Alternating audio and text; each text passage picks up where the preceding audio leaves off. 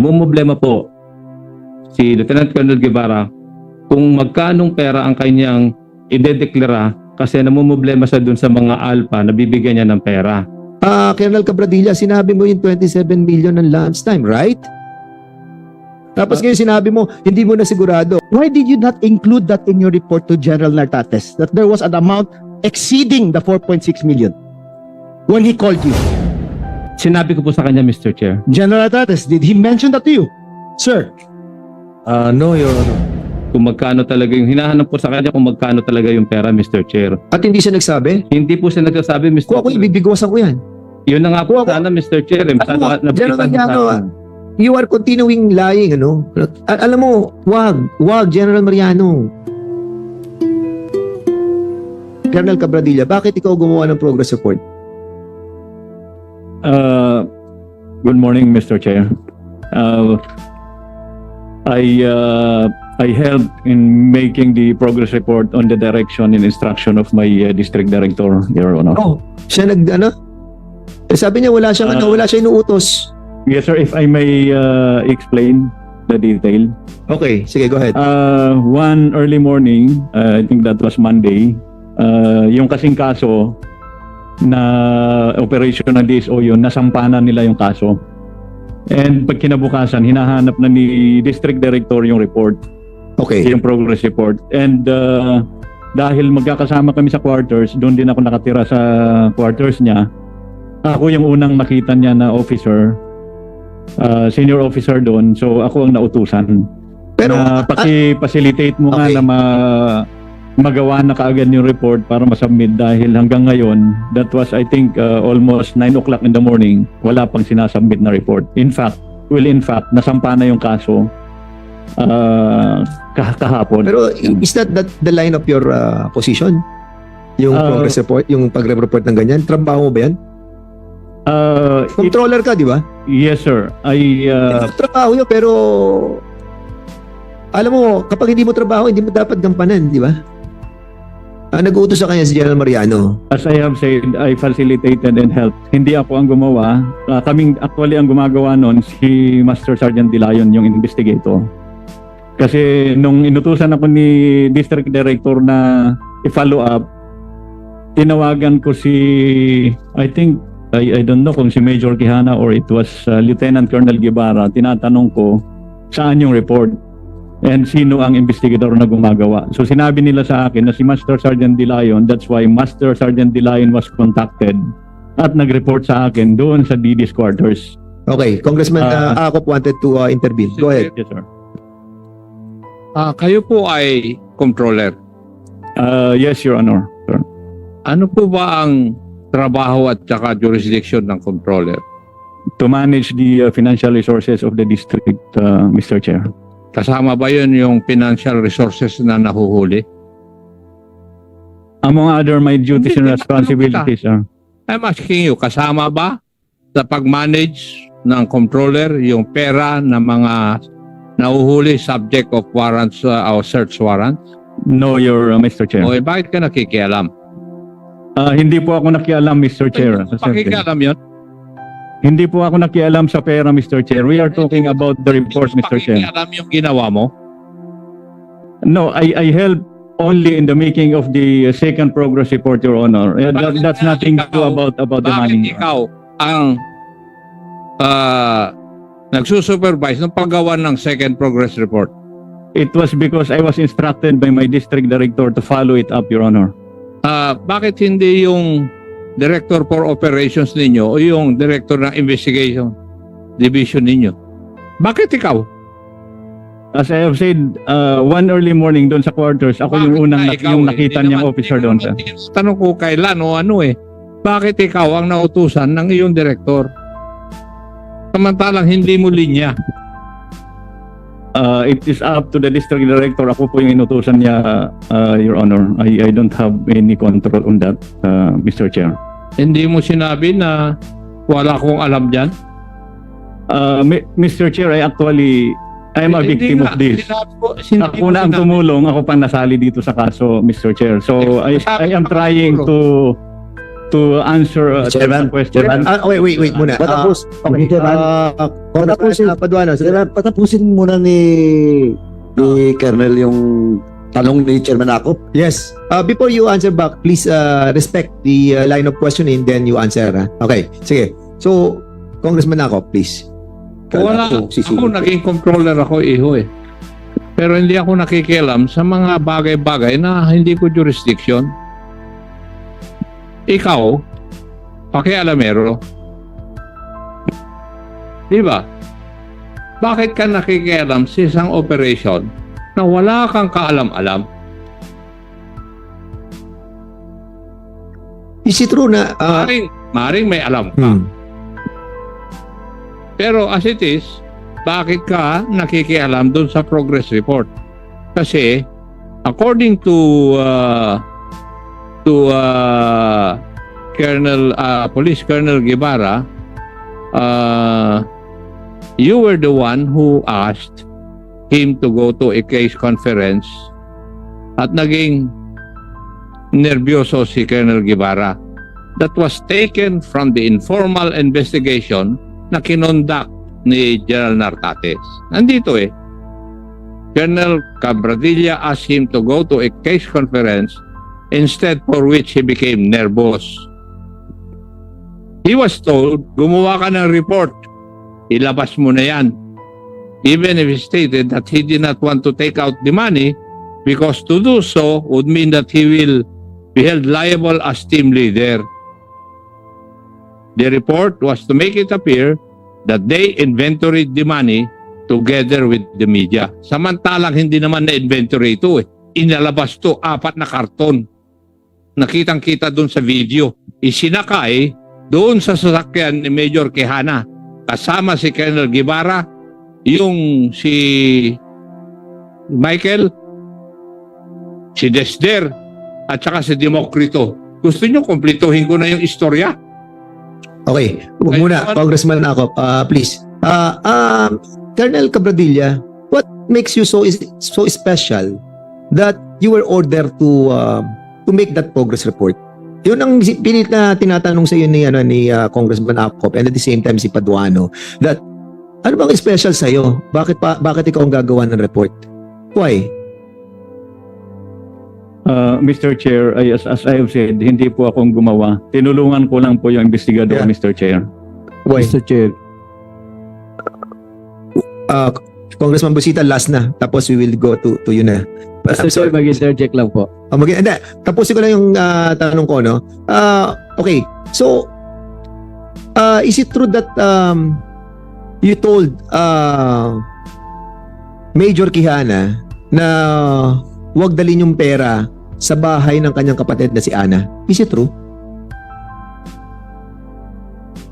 I did not say anything about that, Your Wala kang sinabing ganun. Quijana, Major Quijana, meron kang kapatid na babae na Ana ang pangalan? Wala po, Your Honor. Wala kang kapatid? O pamilya na Ana? Pinsan po, Your Yon. Taga saan? Taga Kabya? Taga saan ang bahay niya? Marilao po, Your Honor. Marilao, Bulacan. Sa Kabya. Hindi po Kabya, Your Honor. Saan? Barangay Loma de Gato po, Your Yon. Honor. At Ana ang pangalan niya. Opo, Your Honor. At doon pinatatago una yung pera. Wala po kung ipinapatagong pera, Your Honor. Yung kung sarili po namin pera, Okay. Your Honor. Alright. O, sige. Okay. Colonel Cabradilla. Ngayon. Medyo that make us wonder, no? Na hindi mo trabaho, ginagampanan mo yung trabaho. Most especially, no? Most especially, yung ganitong kalaking pera, no? Nung malaman mo na kailan mo nalaman na may 27 million? Pakitanggal nga, Colonel, yung ano. Kailan mo Thank nalaman you. na mayroong 27 million? I think in the morning where Morning of what? nung Sunday, nung nagpatawag si District Director, kasama ko si Okay, Sunday ano? What? kasama ng Morning of Sunday morning, alam mo na, yung 27 million, correct? I think it's about lunch or after. Okay. Your Imagine, Colonel Cabradilla, lunchtime alas 12. Alam mo na yung 27 million mo. Yung 27 million. Pero yung boss mo, si General Mariano, hindi pa niya alam yung 27 million. Mas nauna ka pa nalaman yung 27 million dahil doon sa spot report sinasabi ni General Mariano na hindi niya alam na meron nga meron nga media sa gabi eh. Napakaswerte mo naman. You are so lucky that alam mo na yung 27 million ng September 17 ng lunchtime pero yung boss mo hindi niya alam na may 27 million. Hindi mo sinabi kay General Mariano na may 27 million? Mr. Chair, sa kanila ko po nalaman yung 27. Kanino mo nalaman yung 27 million? Nung nag-submit na ng report si DSO yun, nung pinareport ni District Director, Kailan? Mr. Chair. 16, 17? That was lunchtime of after lunch ng, Ng 2016? ng Sunday. Di alam na ni General Mariano. General Mariano, ba't hindi mo alam? Sunday pa lang pala, alam na. Ni 27 million, pero sinasabi mo, hindi mo alam, pati yung pagdating ng media doon, na dinala yung pera doon. So, hindi nyo alam. Mr. Chair, Yes, sir. nung alauna po ng hapon, nag-usap po kami noon sa opisina ko. Dahil nga po hindi siya nagsasubmit ng mga report. Andun po si Lieutenant Colonel Guevara, si Colonel Gabradilla, tsaka po si Lieutenant Colonel Aliogo. So, sinabi na yung 27 million doon. Namumblema po. Hindi, tanongin mo muna ako, General Mariano. Hindi po, Mr. Chair, wala pong sinabi doon si Lieutenant Colonel Guevara. No, Cabradilla, lunchtime yung 27 million. Sinabi po sa akin, Mr. Chair, ni Colonel Cabradilla, na namumblema po si... So, si General Cabradilla, hindi ba sinabi kay General Mariano na may 27 million nung malaman mo nung lunchtime? General Cabradilla, hindi mo sinabi? Colonel Cabradilla, hindi mo sinabi kay General Mariano na may 27 million ng September 17? I think during the meeting na nabanggit yung pera na yun, sir. Okay, so nabanggit doon sa meeting. So, ano si General Mariano? Yes, sir. I'm not sure kung doon mismo sinabi Oh yung my 27 goodness. million, but about the money. Colonel Cabradilla, you are under oath. Ayaw na namin magpakulong dito. Lunch pa lang, alam mo na, sinabi mo kanina, sa spot report, sinabi mo may 27 million. Ngayon sinasabi mo, hindi ka masigurado dahil nag-conference kayo. Okay, granting na nag-conference kayo ng alauna. O sabihin na natin alas 2, sabihin na natin alas 3, sabihin na natin alas 4. Okay, nag-conference kayo. So nalaman nyo yung 27 million doon. Nalaman ba ni General Mariano na may 27 million? Yes, alam niya kasi yun yung perang So, General Mariano, bakit sinasabi mo kanina na hindi mo alam? At nalaman mo lamang yan nung nagkaroon na ng progress report noong gabi na kung saan sakalang tinawag sakalang na-receive ni General Artates noong 18 ng September yung third progress report na sinasabi yung 27 million. There must be somebody lying. Yes, Mr. Chair. Oh, so, Mr. Chair, pwede pong Sige. paliwanag po. Nung alauna po ng hapon, hindi naman po nagsalita doon si Lieutenant Colonel Guevara, kundi si Colonel Cabradilla lang. Sinasabi niya po doon na namumblema po si Lieutenant Colonel Guevara kung magkanong pera ang kanyang idedeklara kasi namumblema siya doon sa mga alpha na bibigyan niya ng pera. Sinabihan ko sila na wala akong ano doon sa pera, basta ang importante sa akin, ilitaw niyo na yung pera kung magkano at sabihin niyo na yung report ngayong araw na to. Kasi obligado na ako kay Adi mag-report dahil sinabi ko na kay Adi na may pera kayong nakuha. alam mo, General Mariano, it doesn't make sense eh. Unang-una sinasabi ni Colonel Cabradilla, nalaman na niya yung 27 million. Ngayon, nagdadahilan na siya, naiipit na siya. So sinabi niya, hindi niya malaman kung sinabi yon doon sa conference na nangyari. Pero kanina tinatanong ko kung alam na, kailan niya nalaman. Ano sabi niya? September 17, lunchtime. Sinabi niya yun eh. Colonel Cabradilla, sinabi mo yung 27 million ng lunchtime, right? Tapos ngayon sinabi mo, hindi mo na sigurado kasi mukhang doon sa conference sinabi yung 27 million, di ba? So ngayon, dinedepensa ni General Mariano na hindi sinasabi ni Colonel Guevara yung totoong 27 million. But in accordance to what you have said a while ago, sinalaman mo na yung 27 million. Kaya nga ito nakapokus yung utak ko eh. So sinabi mo, mayroon ng 27 million, dapat nasabi, alam na ni General Mariano, but General Mariano is trying to insist right now na hindi pa sinasabi ni Colonel Guevara yung 27 million. And prudence dictates, you are all in trouble already. At imposible hindi nyo tanungin yung pera. Si General Artates nga 4.6 nang nag-worry na eh. Oh, di more than that, mas lalo kayo mag-worry. Dahil yung superior, nagwo-worry 4.6 million pa lamang. Hindi nga niya alam, akala nga niya 4.6 lang million eh. Pero because they have found several evidences that is beyond 4.6 million, he tried to investigate. Di ba? Pero kayo parang okay lang kayo, parang hindi nyo pa inaalam yung, oh hindi, oh sige, dyan lang. Hindi nyo pa inaalam.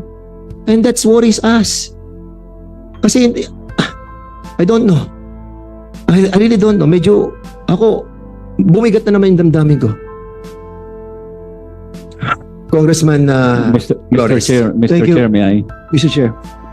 This is just in relation to that topic here, Mr. Chair. Because at the last hearing, I categorically asked Colonel Guevara and General Mariano as far as that information is concerned. And it is on record in our last meeting, Mr. Chair, that Colonel Guevara said that after their operations, he went to see General Mariano. And during that meeting, Mr. Chair, he said that he was directed by General Mariano not to include the 27 million. I also asked General Mariano, did you order Colonel Guevara not to include it? He said, I did not do it. And then I said, who asked or who mentioned not to include the 27 million? At that time, Your Honor, that was 10 o'clock, Mr. Chair. Colonel Guevara, is that correct? Yes, Mr. Chair. So at that time, General Mariano knew already of the 27 million. Yes, Mr. Chair. General Mariano, in my questioning the last hearing, did I not ask you categorically whether or not you ordered Colonel Guevara not to include the 27 million in the initial report? And you said you did not. Yes, Mr. But you already knew about the amount. Mr. Chair, hindi ko po alam kung magkano. Sinabi lang po niya, Mr. Chair, na may pera silang nakuha na hindi nila in-inventaryo sa nung araw na yun, Mr. Chair. Wala pa pong pera. Exact kung magkano. figure. Yes, walang exact figure kasi kung nagsasabi po siya ng totoo kung ano po. Okay, Mr. Chair. Assuming for granted, no, that's correct. Why did you not include that in your report to General Nartates, that there was an amount exceeding the 4.6 million when he called you? Sinabi ko po sa kanya, Mr. Chair. General Nartates, did he mention that to you? Sir, No, Your Honor. And Thank that's the you, Mr. problem, Congressman Flores, Chairman. Medyo na-confused din ako doon kasi nga you were talking with with General Nartates General Nartates called you about the 4.6. And then may mga tawag na. And then yung mga tawag na yon, basically dapat nag-iisip na tayo, bakit ba may magantong pressure? So sana inalam mo na kung ano talaga yung issue about that. And accordingly, allegedly sinasabi mo that hindi mo nalaman yung 27 million. And that is something that it's hard to comprehend with all the members of this committee. And basically without informing yung boss na si General Tates about it, something that is questionable, General Mariano. Lahat na ng mga tao mo, si Colonel Cabradilla, si Colonel Quijano, si Major Quijana, lahat sila alam na nila. Ikaw na lang hindi nakakaalam yung 27 million And that is something that is questionable being the head of the SPD. Di ba? Mr. Chair. Would you agree with that?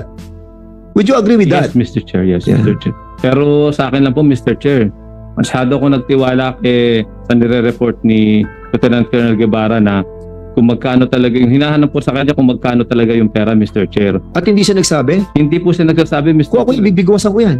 Yun na nga po Kung ako- sana, Mr. Chair. General Mariano, you are continuing lying, Alam mo, wag, General Mariano. Wag kayong magsinungaling dito kasi nakikita na namin yung picture Kasi unang-una, yung inutusan mo si Colonel Cabradilla, ayusin yung progress report. So kung inutusan mo si Colonel Cabradilla, nalaman na ni Colonel Cabradilla yung 27 million. Di ba? Siya ang pagkatiwalaan mo, tapos hindi niya i-report yung 27 million sa iyo. That is highly impossible to us. Mr. Chair. Your members who are here today are not convinced with all these alibis that you are manifesting in this committee. And stop, please. Stop lying. Ayaw na namin. Mr. Chair, hindi Yes. po ako nagsisinungaling, Mr. Chair. Sinasabi ko lang po talaga yung totoo ng hapon ng linggo. sinabi po ni Colonel Cabradilla sa akin na namumblema si Lieutenant Colonel Jolet kung magkano talaga yung perang iano niya dahil namumblema sila dun sa mga bibigyan nilang pera dun sa Chinese. Sabi ko sa kanya, Mr. Chair, kung tapusin nilang po ako, hindi naman po nagsalita dun si Chief DSOU kundi si Colonel Cabradilla lang.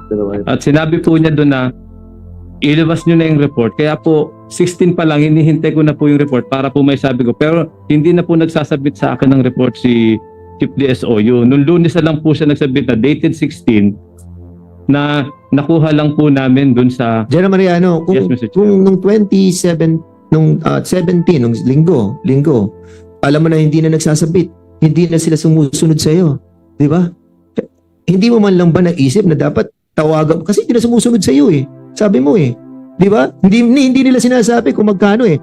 Di ba dapat tinawagan mo na si General Natates para sabihin na, oh, sir, may problema ako dito. Kasi hindi na sumusunod ang mga tao ko sa akin. Yung ebidensya na sinasabi mo na hindi mo nakita dahil wala sa DSOU, hindi ka na ba na nag-worry doon? Di ba dapat tinawagan na natin si General Natates, sir, may problema tayo dito. Pati yung ebidensya na sinasabi na more than 4.6 million, wala dito. And even the 4.6, wala dito. Dapat sinabi na natin yun sa regional director. Wala dito ebidensya. Tapos hindi ko pa alam kung magkano yung sobra sa 4.6 at hindi na sumusunod ang mga tao ko. That made you concerned dapat. Mr. Chair. Sir Chairman. Bigyan na po natin si Kwan, yung minority kasi siya dapat ang Kwan eh. Okay, sorry. Hindi pumasok lang, hindi ko sinasadya, pero Congressman Bosita, sige, you have the floor. Thank you, Mr. Chair, and thank you, Vice Chairman Akop, sir. At napansin niyo pala, sir, kanina pa ako nang gigigil eh.